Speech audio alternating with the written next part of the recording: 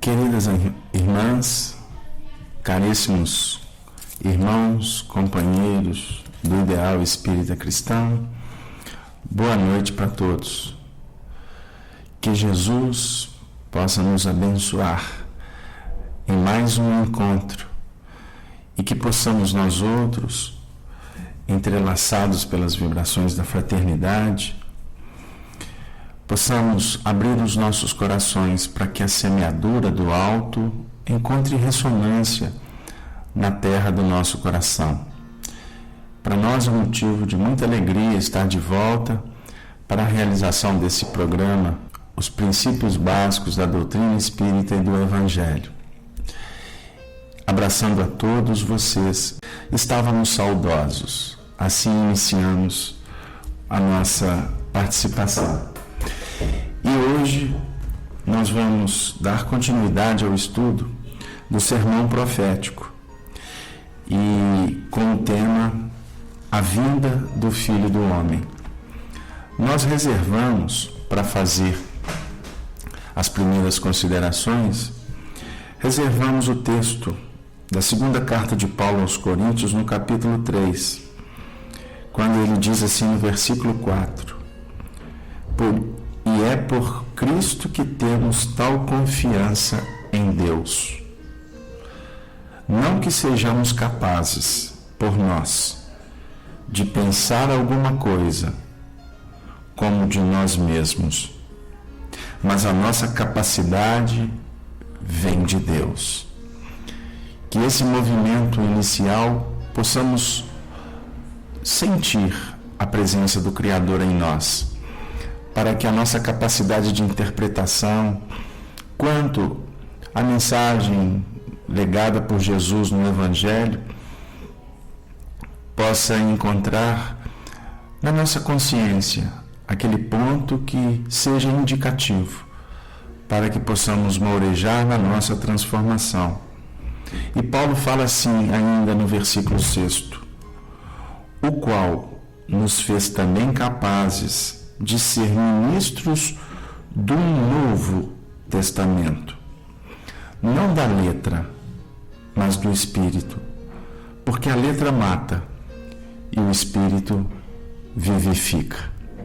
Portanto, que possamos buscar nesse instante aquela condição de nos tornarmos ministros no sentido de revigorar, de alimentar o nosso anseio de melhoramento, de aprimoramento, e assim nos tornarmos agentes, ministros, representantes do bem dentro de nós mesmos, não dentro de um movimento periférico de letras, de textos, de religiões, de tratados, de regimentos, mas acima de tudo, na transformação daqueles elementos que necessitam ser modificados dentro da nossa própria intimidade e pelo Espírito, que traduz para nós nesse momento o sentido da vida. Queridos irmãos, vamos buscar então o texto objeto das nossas reflexões da noite. Lembrando que na última semana nós já demos umas pequenas pinceladas, porque estávamos concluindo o texto anterior, ou seja, da grande tribulação. Mas hoje nós vamos iniciar a partir da leitura do versículo 29, do capítulo 24. E está assim escrito, Jesus dizendo: e logo depois da aflição daqueles dias, o sol escurecerá, e a lua não dará a sua luz, e as estrelas cairão do céu. Então aparecerá no céu o sinal do Filho do Homem, e todas as tribos da terra se lamentarão, e verão o Filho do Homem vindo sobre as nuvens do céu, com o poder e a glória. E ele enviará os seus anjos com rijo, clamor de trombeta, os quais ajuntarão os seus escolhidos desde os quatro ventos de uma a outra extremidade dos céus. No primeiro versículo, portanto, ele inicia dizendo: e logo depois da aflição daqueles dias, o sol escurecerá. Nós vamos encontrar essa abordagem não só no capítulo 24 de Mateus, mas também no capítulo 13 de Marcos, como no capítulo 21 de Lucas também. E nos chama muita atenção, porque nesse versículo 29, que é o primeiro da nossa leitura, vem falar para nós sobre a palavra que nos chama muita atenção, é aflição, que no texto, no original, também pode ser traduzida como calamidade, do grego. E aí nós trouxemos o pensamento de Carlos Torres Pastorino, quando interpreta essa passagem, algumas abordagens históricas que nos chamaram bastante atenção, para que a gente possa efetivamente começar as nossas considerações.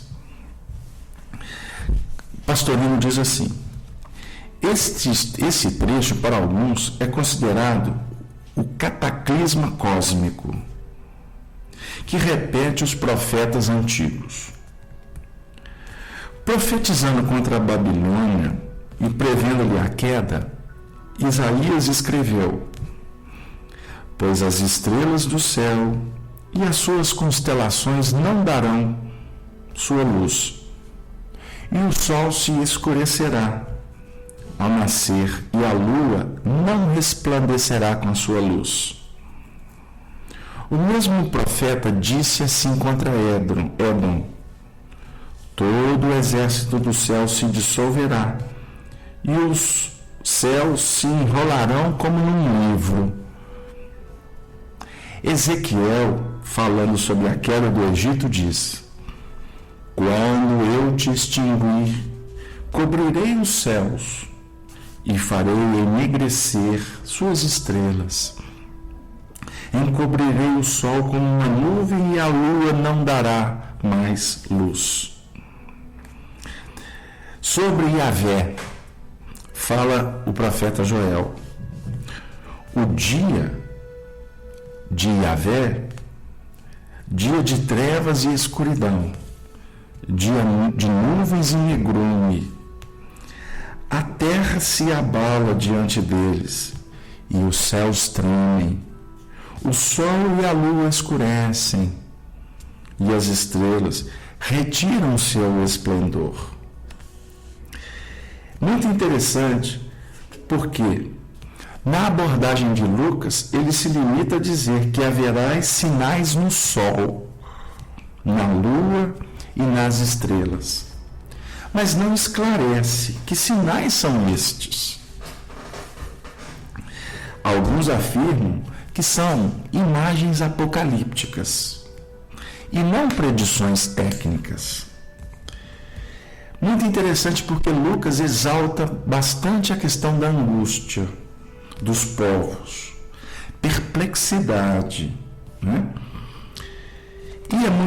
E caminhando mais à frente, vem definir alguns outros estudiosos que esse dia do Filho do Homem vai representar um grande abalo sísmico no planeta. E também há de se considerar que o texto afirma ainda sobre que não só a vinda do Filho do Homem, que é a alusão a Jesus, mas também a chegada com ele de grandes mensageiros, tocando trombetas, para reunir então, conforme o texto define, aqueles que serão os escolhidos. Até hoje, nós temos muitas dificuldades em analisar esse texto. Inicialmente, nós gostaríamos de abordar a questão do Filho do Homem, porque a expressão Filho do Homem é muito comum no Evangelho. Participando da ascendência divina como Filho de Deus, ele, como Filho do Homem, também mostra sua identificação com os processos de aprendizado dos seres. O Filho representa consequência.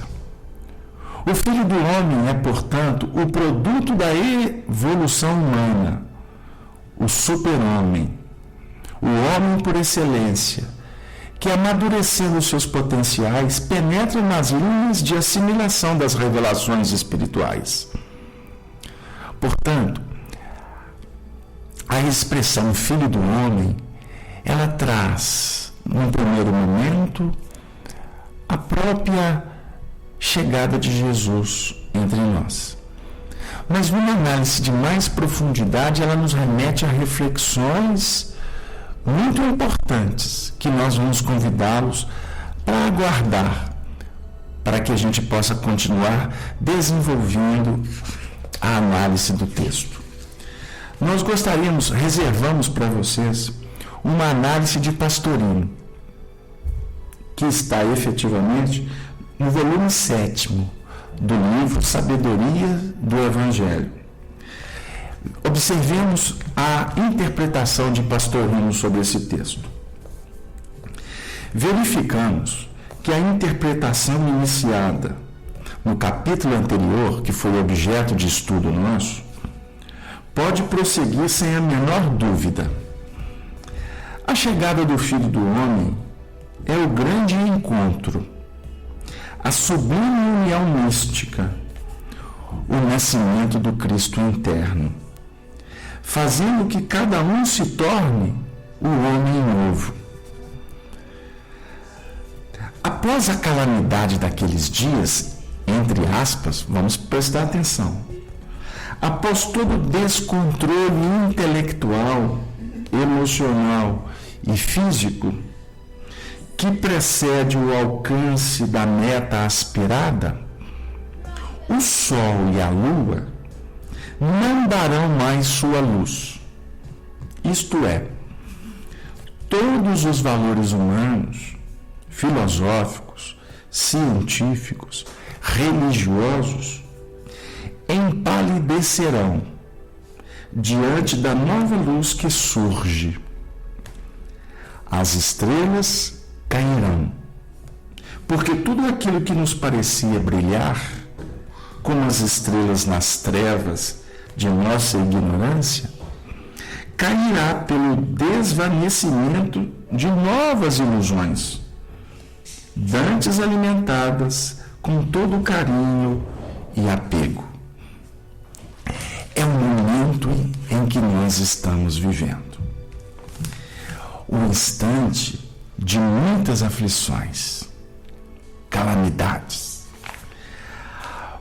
Porque o instante atual configura o estágio máximo atingido pela humanidade planetária, bem como a posição evolutiva de cada um de nós, espíritos em processo de ascensão.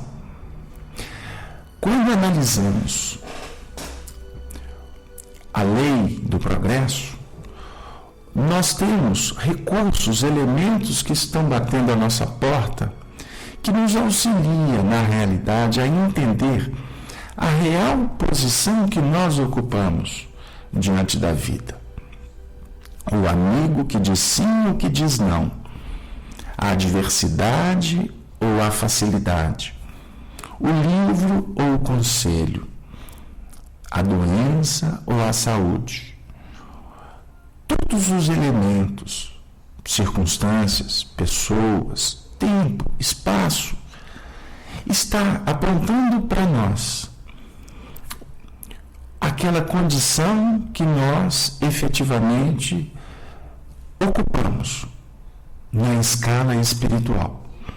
Porque nós somos produto de todo o investimento que nós mesmos fizemos na nossa diretiva evolucional. Portanto, o nosso hoje, ele efetivamente é o cartão de visita que foi construído no passado. nas nossas experiências adquiridas, quanto o futuro será efetivamente aquela jurisdição, aquela gerência que nós vamos, no agora, gerenciando, portanto, coordenando, direcionando tudo que nós trazemos dentro da gente, todos os nossos valores, todas as nossas virtudes e os nossos vícios. Porque no trabalho do dia a dia, nós estaremos então efetivamente lidando com esses elementos que nós trazemos na nossa bagagem espiritual. E agora, esse instante em que estamos reunidos na sala falando do Espiritismo, na Rede Amigo Espírita, sob a luz da doutrina espírita, nós estamos aqui numa escola, numa sala de aula em que muitos painéis da nossa realidade podem ser colocados no quadro, na tela, para que a gente observe quanto às necessidades de resolver as nossas dificuldades, não é mesmo? Como ao mesmo tempo painéis que vão dizendo o caminho que nós devemos seguir. Mas a partir do momento em que nós tomamos uma decisão, nós vamos lidar então com esses elementos que nós temos na bagagem. E esse instante que estamos dentro de uma sala de aula, nesse processo reencarnatório, nós estamos passando por muitas aflições, por muitas dificuldades, e que em determinados momentos nós efetivamente lamentamos. Por quê? Há dentro de nós um grito, uma necessidade, um anseio de melhoramento.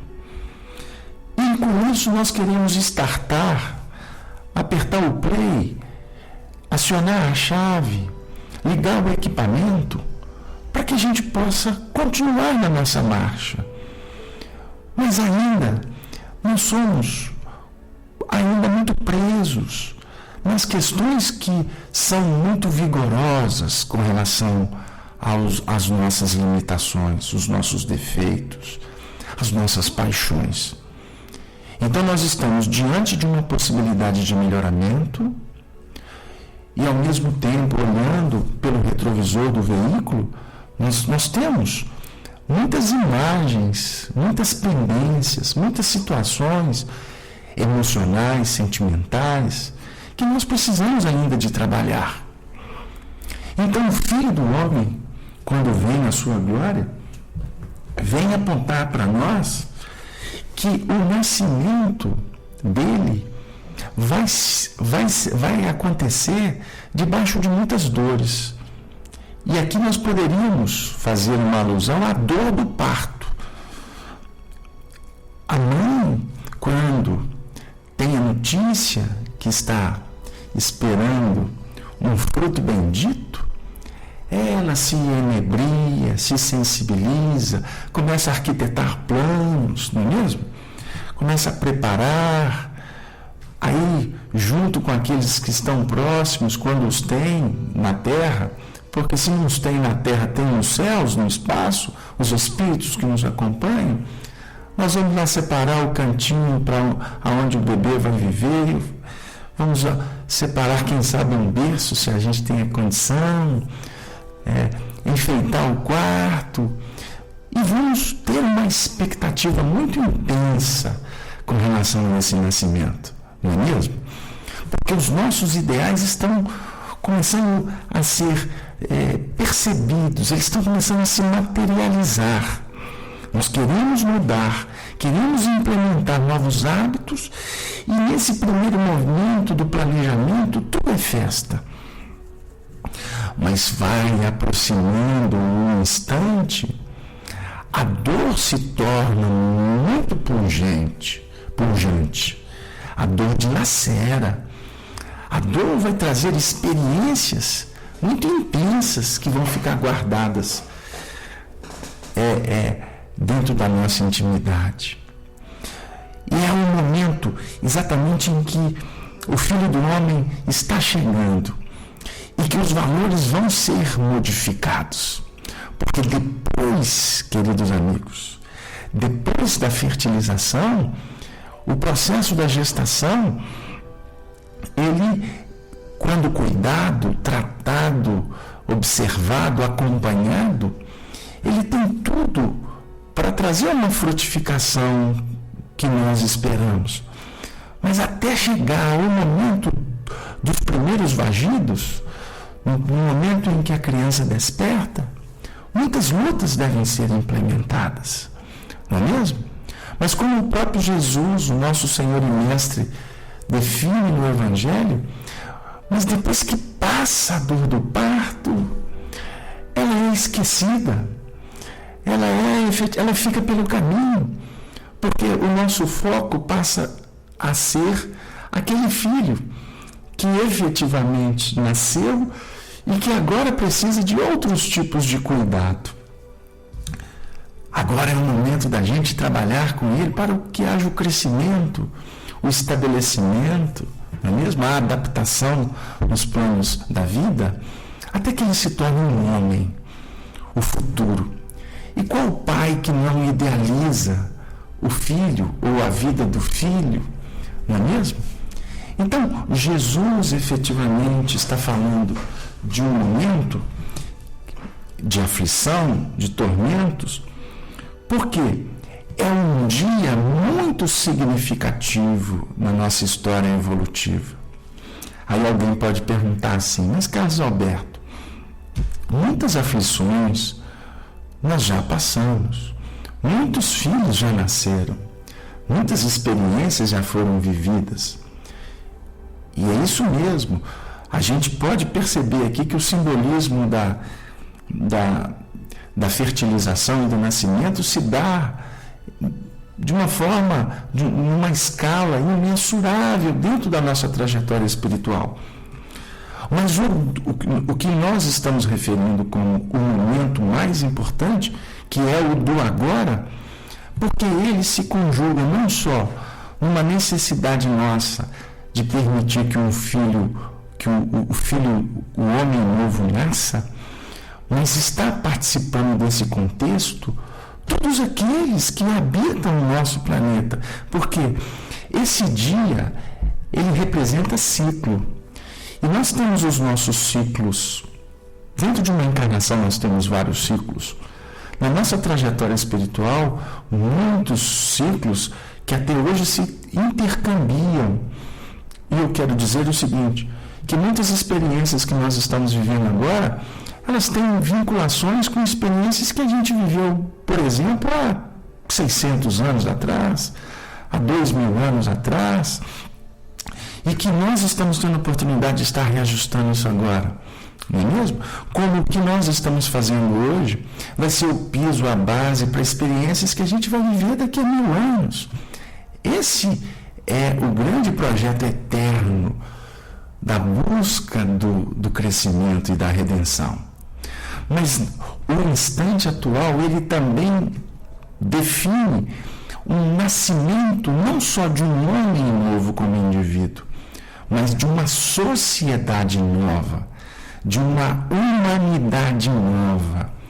Porque nós aprendemos em doutrina espírita que estamos caminhando para uma nova etapa planetária de um mundo regenerado, não é? Ou um mundo de regeneração.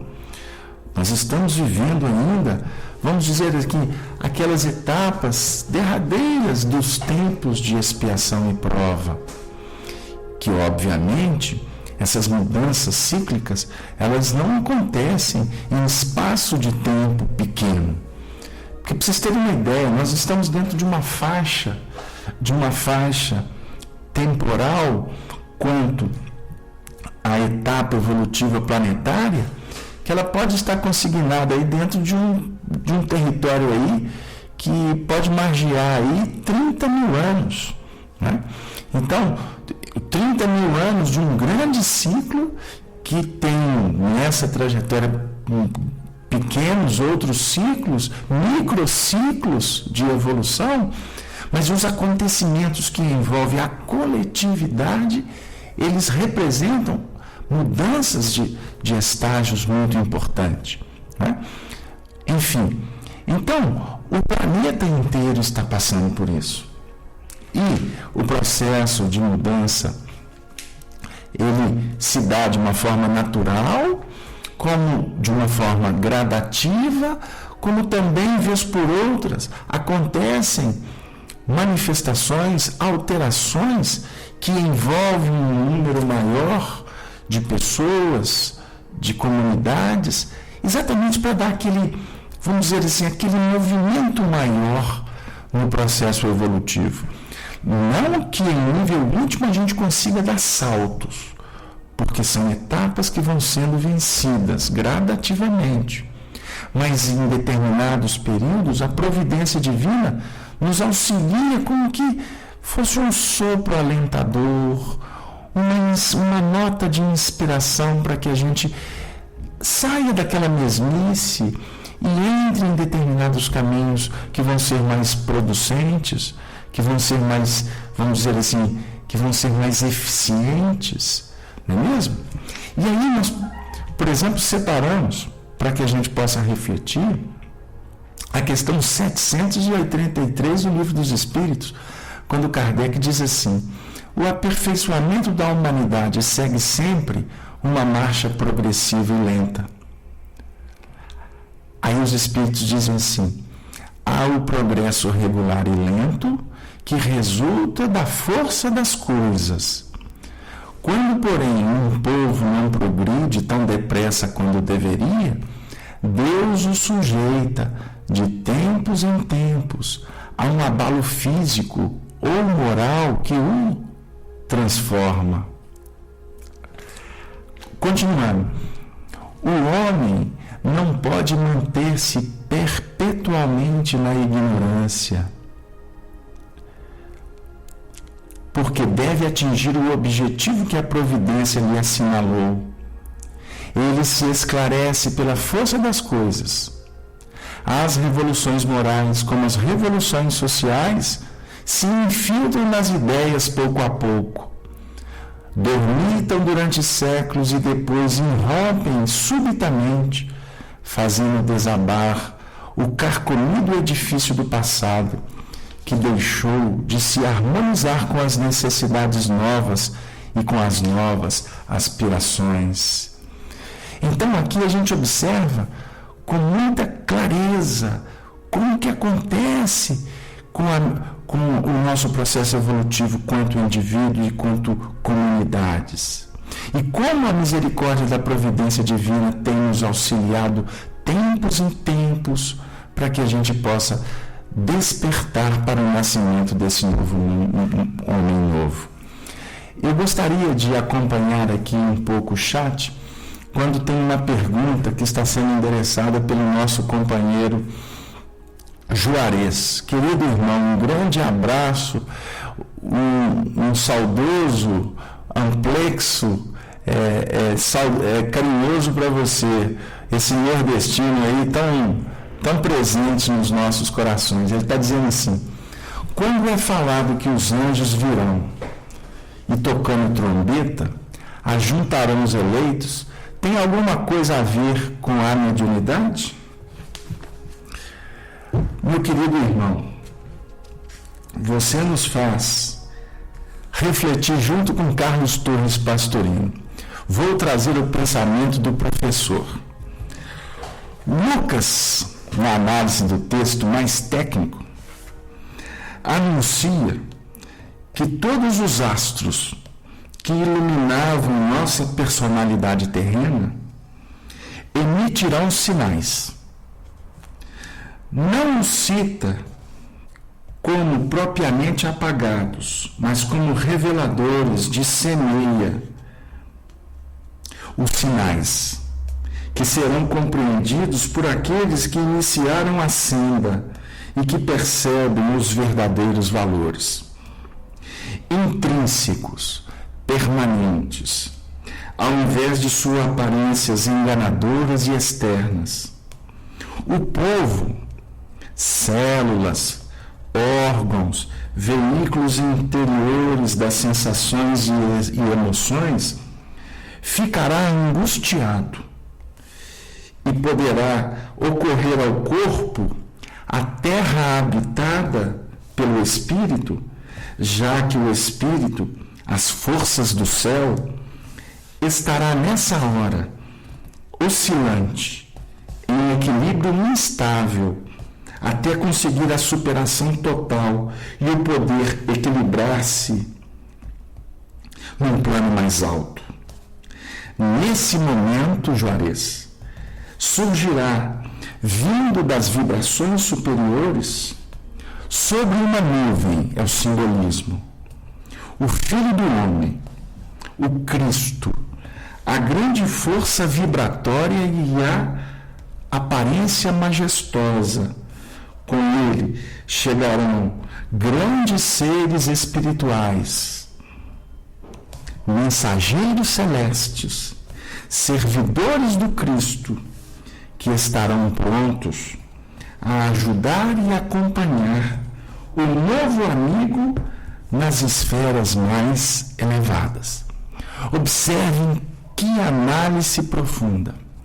As nuvens a definir aquele plano mais elevado de vibrações. Portanto, vamos lembrar que o Sol deixará de brilhar, como a Lua, no sentido de que o que mantinha os ideais, os sonhos de ontem vão se apagar, para ceder lugar para uma nova luz que vai despontar no horizonte. A verdade que há de triunfar. Mas para isso, se não promovermos, observemos, num contexto coletivo, o Cristo está voltando. É a segunda vinda dele. Tem muitos aguardando-o materialmente. A segunda vinda dele é através dos espíritos que vêm o representar. Aqueles que vêm nos dar notícia, para que estes mesmos espíritos que somos nós, numa escala de progresso, possamos fazer com que o Cristo realmente permaneça em definitivo na Terra. Como? Pelas nossas atitudes. Portanto, para isso, nós vamos estar vinculando um processo futuro com a nossa realidade presente através das atitudes. Kardec define: fora da caridade não há salvação. Em todo o Evangelho, no Antigo Testamento, no livro Apocalipse, nós vamos percebendo que a religião pura e imaculada é aquela de servir a vida, servir ao próximo, servir a si mesmo no sentido de atender ao eu superior, o eu profundo, e não ao eu ego, ao egoísmo, ao orgulho. É trabalharmos de sorte que possamos nos colocar diante do Senhor com dignidade, não com alterações mentais ou conscienciais, mas com transformações conscienciais. E aí eu vou colocar uma pulga atrás da orelha para a gente poder pensar. Aqui em Minas a gente fala assim, porque muitas vezes nós ainda, mesmo diante da espiritualidade, nós temos algumas alterações conscienciais. Eu leio um livro, eu escuto uma palestra, eu faço uma boa ação. Isso é o suficiente para fertilizar a minha intimidade. É uma semente que vai cair na terra para o novo homem nascer. Aí eu me empolgo, me arvoro, assumo responsabilidades, preencho o tempo, para daqui a pouco essas alterações perderem o sentido. Aí eu volto para o estágio anterior. A proposta da educação espiritual que Allan Kardec nos explica sobre ela na questão 685 do Livro dos Espíritos, que educação é a formação de novos caracteres, né, pelas mudanças dos hábitos, implemento de virtudes, a senha para atingirmos esse nível é a da perseverança que Jesus coloca. Porque se não trabalharmos, vamos dizer assim, com mais afinco nas nossas mudanças conscienciais, nós vamos adiar o nascimento. Esse parto ainda vai ser muito doloroso, não é? Então nós estamos vendo, o Brás está colocando assim: eu hoje, em minha compreensão, sei que Jesus voltou como prometera, com o link de verdade. Eu não entendi essa palavra, Brás. Se você puder esclarecer para nós, eu renderia graças a você. Mas observemos, Jesus disse que iria para o Pai. Você agora nos obriga a buscar o capítulo 14 de João, quando ele diz: é necessário que eu vá para que o Consolador venha. Não é isso? O Espírito de verdade, aquele que virá em meu nome, fazendo lembrar tudo que vos disse e desenvolvendo, ou seja, e dizendo muito mais. Essa nós podemos trabalhar, sim, por que não, a segunda vinda. A terceira vinda é ele voltando definitivamente, no seu sentido que o Espiritismo, como você está colocando, dando fruto. O Espiritismo prático, porque nós estamos ainda tentando compreender essa segunda vinda, porque nós, espíritas, eu estou sendo muito cuidadoso, não estou sendo irreverente, mas nós ainda estamos longe de compreender a doutrina espírita. Nós ainda estamos, vamos dizer assim, no entorno da árvore da doutrina espírita, que é a Consolador. A doutrina espírita ainda para nós está sendo remédio, está sendo mão estendida, está sendo consolação. Pelo menos eu estou me referindo a um grande contingente de corações que nós nos relacionamos, atendemos, temos notícia. Eu não tenho dúvida também que o Espiritismo para alguns já é pleno nas ações. Mas nós, por uma questão de bom senso, preferimos, sem ser irreverentes, deduzirmos que a grande maioria nós estamos apenas debaixo da copa da árvore. Porque Kardec define que a árvore do Evangelho foi transplantada para cá, né, para a doutrina espírita. Nós, brasileiros, trazemos essa árvore aqui para o Brasil, coração do mundo, para o Evangelho. Beleza. Mas nós ainda precisamos do conselho do bispo de Argel, do bispo Adolfo, nós precisamos do conselho do Lacordaire, nós precisamos daquela doutrina que está nos amparando. Porque nós somos ainda muito acanhados na vivência, na plenitude crística que é estabelecida por uma união divina. Nós com o Cristo, nós com o Pai. O Cristo como Deus em nós, né? Emmanuel, Deus em nós, nesse sentido. Nós ainda precisamos trabalhar com muita prudência, porque a gente oscila. Jesus perguntou para os discípulos no capítulo 16 de Mateus: quem dizem os homens ser o Filho do Homem? Aí o que eles falaram? Eles tiveram dificuldade, eles foram respondendo intelectualmente. Mas num dado momento, depois de muitas alusões, ele diz assim: e vós, quem dizeis que eu sou? Pedro toma a frente e diz: tu és o Cristo, o Filho de Deus vivo. Aí Jesus diz para ele, estou colocando mais ou menos literal, para resumir, porque o texto é longo: bem-aventurado és tu, Simão Barjonas, porque o que revelastes não foi da carne, mas foi do Espírito. Naquele momento houve uma união. Aquele momento teve uma unificação de princípios, de sentimentos, de valores. Mas logo em seguida Pedro desceu das nuvens novamente. Aí aquele sol que irradiava, que irradiou naquele momento, o sol do Cristo, ele descendo das nuvens, ele acabou sintonizando novamente com aquele sol anterior que o sustentou durante muito tempo, aquele sol ainda da paixão.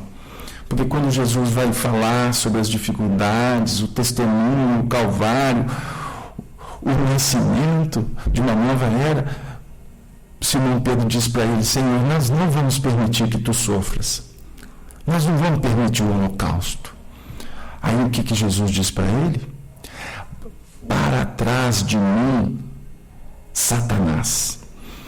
Que o Satanás, ou o demônio, quer dizer opositor.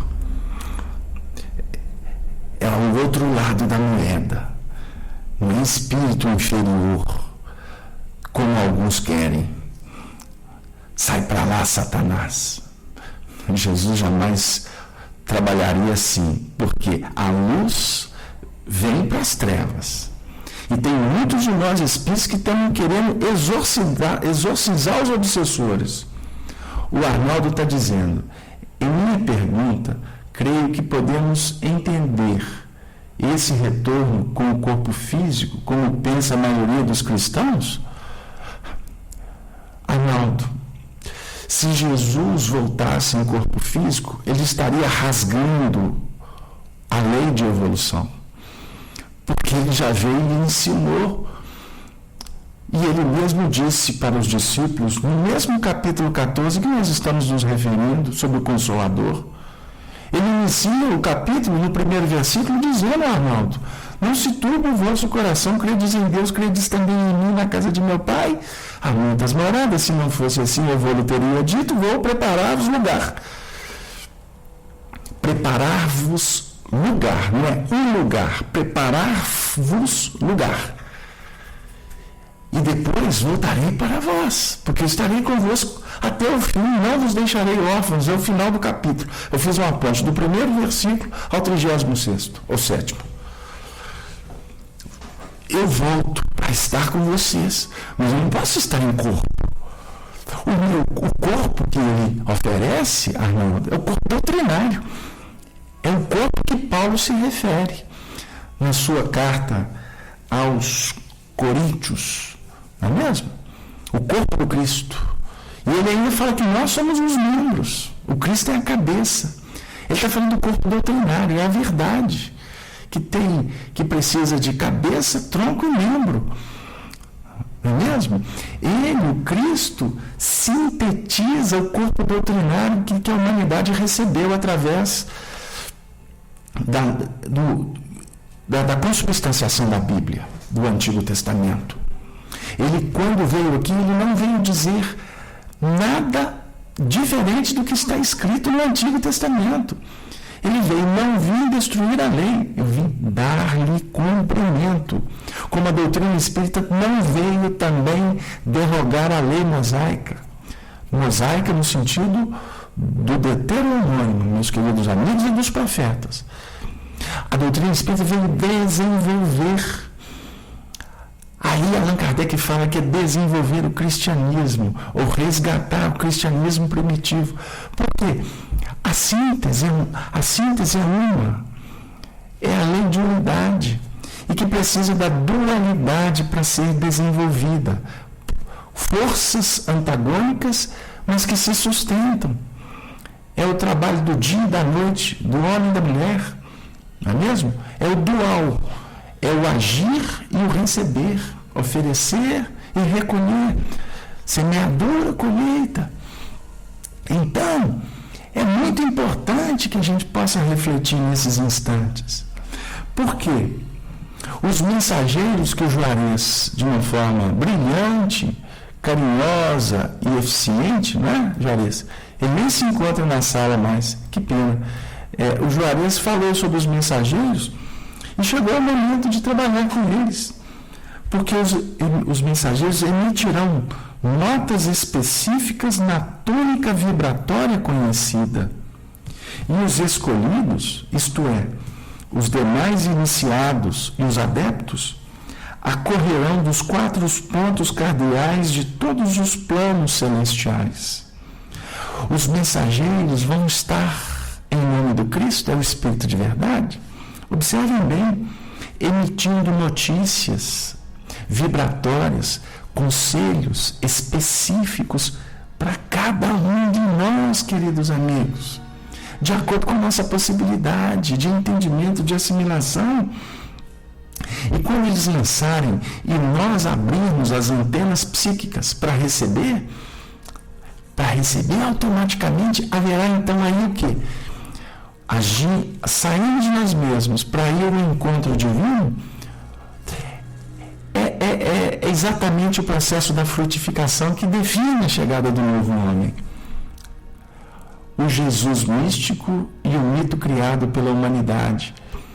Sim, porque Jesus, por excelência, é mestre de muitas ciências, que ele consubstancia, ele simplifica, Arnaldo, para que a gente possa devagarzinho, aqui ele fala assim, devagarzinho, compreendendo, porque não pode ser dito tudo ao mesmo tempo, porque nós não estamos preparados para obter tanto conhecimento, porque a gente pode fazer bobagem com eles, não é mesmo? Está sendo colocado no chat um pensamento de Alexandre no livro Missionários da Luz.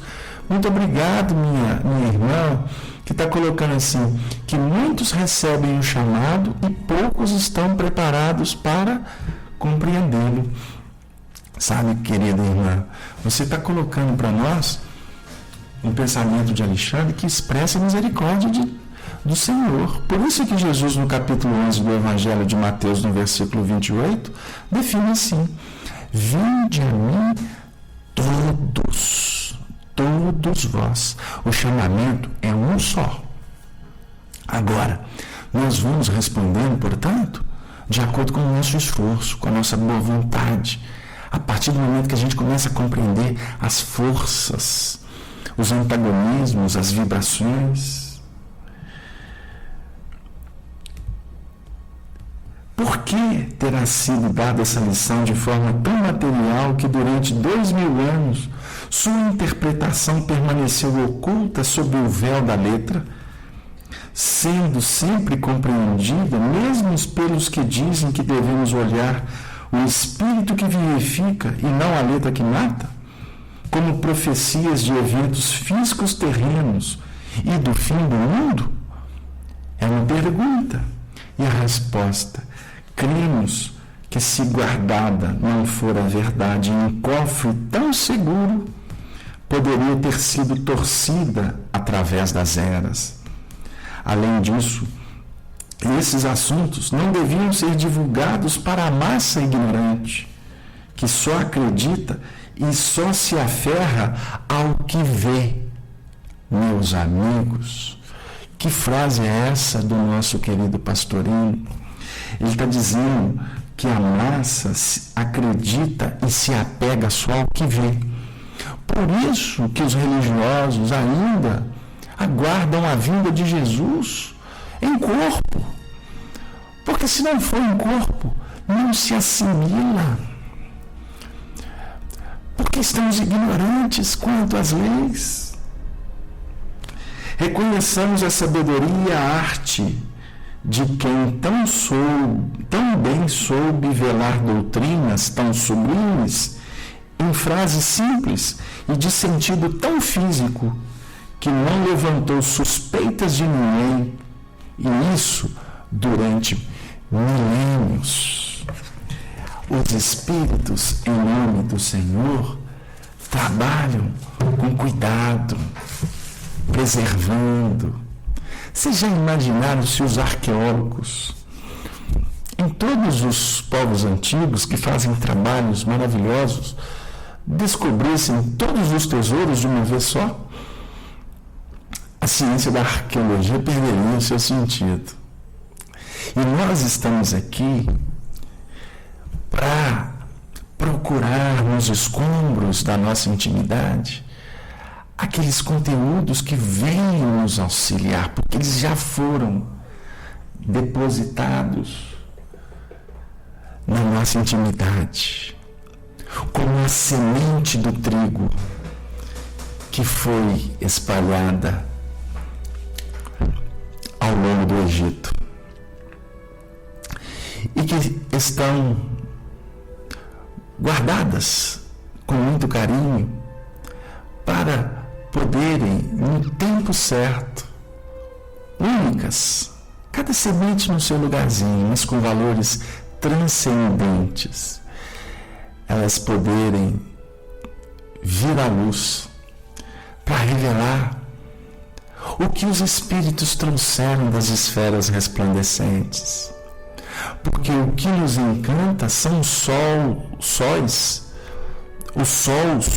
falaciosos, as estrelas ainda, que alimentam o nosso ego, as nossas infantilidades. Vocês já imaginaram, queridos irmãos, se pudéssemos nesse momento ver os espíritos que estão do nosso lado? Todos que estão na sala, todos que estão na rede Amigo Espírita. Eu gostaria de vou trazer um pensamento e, por favor, entrem em prece e vibrem por nós, que somos apenas microfones para reproduzir. Do seu lado, eu garanto que tem um ser espiritual que te ama profundamente. Aquele espírito que foi designado para te amparar. Um benfeitor que representa Jesus o Cristo na sua vida e que caminha com você com paciência, orando por você, te inspirando nos momentos possíveis, vez por outra, te dando uma injeção de ânimo, fortalecendo a sua fé, entrando na sua intimidade, mas sempre com carinho, com prudência, jamais sem invadir, porque Ele respeita os teus limites. E pacientemente Ele lhe ama, porque o amor é paciente, o amor espera, o amor aguarda um instante devido. Já imaginaram, queridos amigos, se esse Espírito se materializar agora na tua frente? Se você está sozinho, olhe para os lados. Quem sabe você pode até por misericórdia vê-lo. Mas ele não pode se materializar. Porque na realidade ele quer te inspirar para que você veja o Filho do Homem nascendo. Jesus, o governador planetário, é o futuro. Porque o Filho do Homem é o resultado, é a consequência do amadurecimento da humanidade. Ele é o produto da evolução humana. Ajusta-se à sintonia ideal, porque ele utiliza as reservas do seu superconsciente, que tem fontes inesgotáveis da vida maior. Evolução humana já realizada a caminho da angelitude, algo que nos é possível efetivar, dependendo apenas de determinação, de boa vontade, de perseverança, de que Jesus é um modelo. Ele nos aguarda para poder, cada um de nós, refleti-lo nas ações. Por isso ele não pode se materializar. O mundo espiritual se mantém em tese à margem, porque o grande lance não é as estrelas dos céus, que são os Espíritos do Senhor, nos trazerem a obra pronta. No Evangelho segundo o Espiritismo, na lição Os Obreiros do Senhor, nós somos convidados a ir, marchar, para trabalhar, para que o Senhor, quando chegar, encontre a obra acabada. O Espírito de Verdade, através de Allan Kardec, está nos dizendo que o Senhor vai voltar definitivamente quando nós pudermos vê-lo compreendê-lo quando nós subirmos a Ele, quando nós conquistarmos a vitória definitiva. Os Espíritos não são engenheiros de obras prontas. Eles são engenheiros, arquitetos, que nos auxiliam a ir desenvolvendo a partir da construção de uma obra pequena.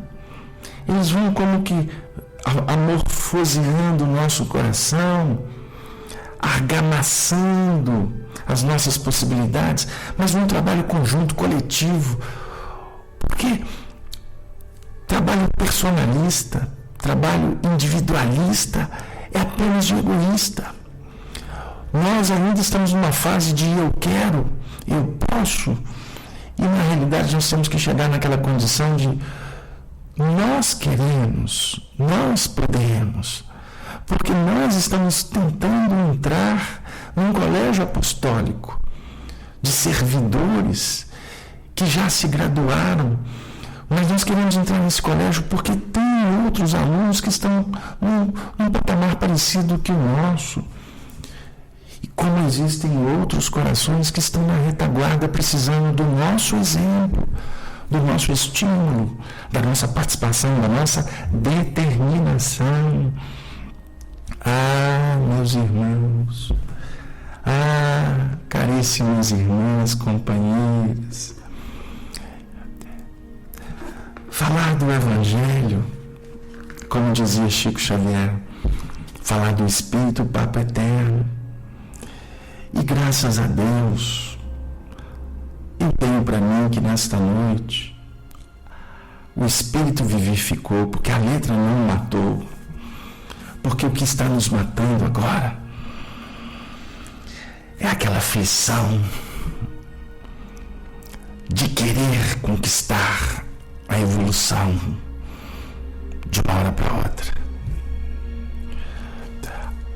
Vamos abrandar o ímpeto, porque se aprendemos com os sacerdotes da antiguidade no Egito que preciso saber, querer, ousar, mas é preciso também calar, esperar, apaziguar, abençoar, orar,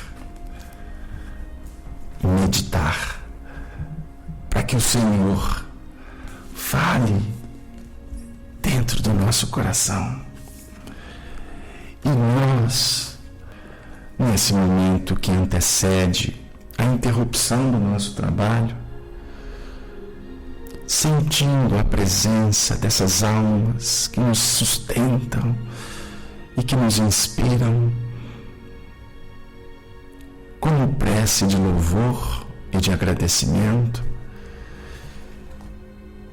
nós gostaríamos de trazer o médium Chico Xavier. No seu primeiro livro, ou o primeiro livro que ele foi instrumento, Parnaso de Além-Túmulo. E através deste coração de mãe,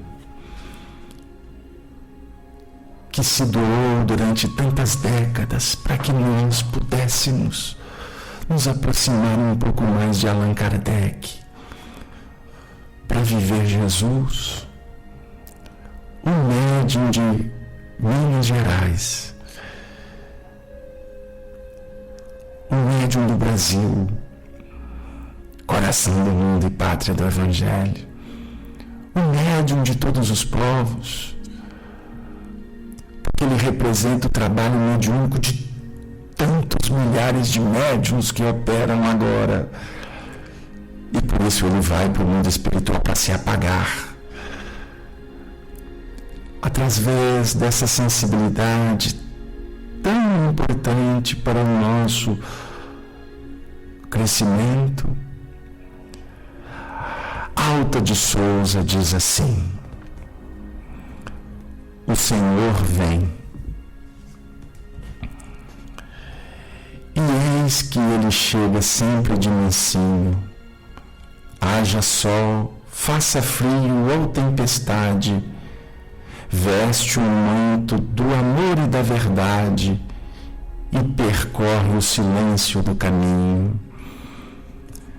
Venha o nosso amargoso torvelinho, traz as sombras da vida à claridade, e os próprios sofrimentos da impiedade são as bênçãos de luz do seu carinho. Como o sol que dá vida sem alarde, vem o Senhor que nunca chega tarde e protege a miséria mais sombria. Ele chega e o amor se perpetua. É por isso que o homem continua ressurgindo da treva a cada dia. Queridas amigas, irmãos, vamos ressurgir então da treva a cada dia, a cada hora, como agora, porque o Senhor das nossas vidas nos conclama dizendo: vinde a mim, vinde a mim, vinde a mim, pois não vos deixarei órfãos, estarei convosco até o fim.